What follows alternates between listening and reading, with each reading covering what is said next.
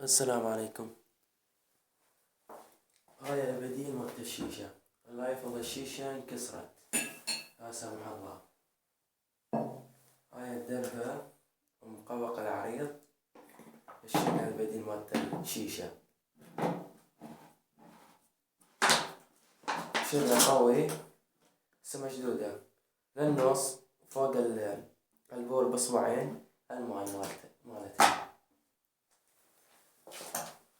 شوية صوتها قوي بس ما يأثر، طريق خارج دخان مجربة أنا.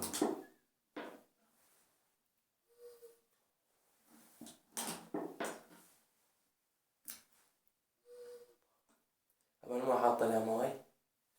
إن شاء الله عجبكم الفيديو. هذا البديل مالت الشيشة مقوقع العريض مال الخشب. والسلام عليكم ورحمة الله وبركاته.